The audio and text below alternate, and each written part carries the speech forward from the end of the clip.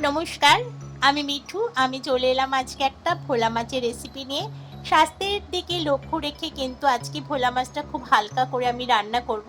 চলুন এই ভোলা মাছটা রান্না করার জন্য আমি এখানে কিন্তু ২ টো মাছ নিয়ে নিয়েছি। আর ২ টো মাছের মধ্যে একটা মাছ সামান্য একটু ছোট আর একটা একটু বড়। যাই হোক আমি মাছ দুটোকে আর কাটিনি, গোটাই রান্না করব।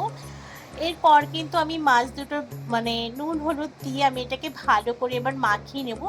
এবার ২ চামচ এখানে হলুদ দিয়ে দিলাম আর এখানে দেবো হচ্ছে ১.৫ চামচ লবণ। এই লবণ আর হলুদটা দিয়ে এবার কিন্তু ভালো করে মাছের গায়ে মাখিয়ে দিতে হবে। একটু বেশ কিছুক্ষণ রেখে দিতে হবে, কেননা নুনটা যাতে মাছের গায়ে না ঢুকলে যখন মাছটা রান্না হয়ে যায় কেমন বেস্বাদ লাগে খেতে, তার জন্য একটু মাছে নুন হলুদ মাখিয়ে বেশ কিছুক্ষণ রেখে দিতে হয়। চলুন মাছটাকে আমি এবার নুন হলুদ মাখিয়ে একটু আলাদা ঢেকে রেখে দিই। এরপর কি কি উপকরণ লাগবে সেগুলো একটু দেখিয়ে নিই আপনাদেরকে। দেখুন, লবণ নিয়ে নিয়েছি, হলুদ, জিরে গুঁড়ো, ধনে গুঁড়ো, কাশ্মীরি লঙ্কার গুঁড়ো, সাফোলা গোল্ড, সাদা তেল, পেঁয়াজ, টমেটো, আদা, রসুন, কাঁচা লঙ্কা সব কিন্তু এখানে আমি সাজিয়ে নিয়েছি। এরপর কিন্তু আমি এগুলোকে একটা বাটির মধ্যে একসাথে নিয়ে একটা পেস্ট বানাবো। চলুন পেস্টটা তাহলে বানানো যাক।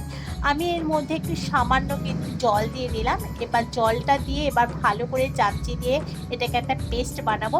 পেস্টটা যেন একটু ঘন টাইপের হয়, হ্যাঁ, পাতলা যেন না হয়। চলুন বাকি জিনিসগুলো কিন্তু আমি ক্যারেট করে নিয়ে এখানে রেডি করে নিয়েছি।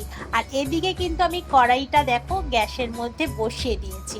এরপর আমার কড়াই গরম হয়ে যাওয়ার পর কিন্তু আমি এখানে সাদা তেল সাফোলা গোল্ড আমি এখানে দিয়ে দিলাম।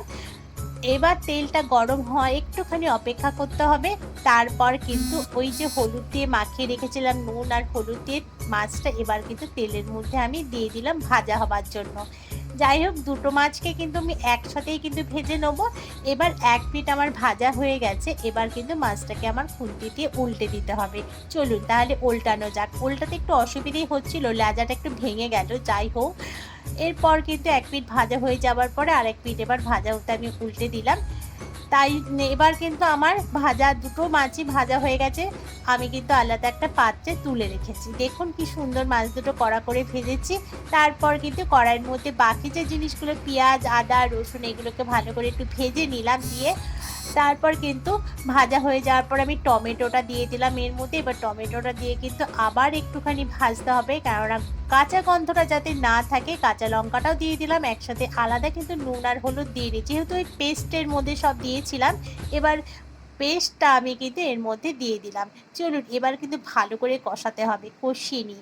না কষালে কিন্তু একদম মাছের টেস্ট হবে না। একটু সামান্য জল দিয়ে দিলাম যাতে পুড়ে উঠছিল জন্য।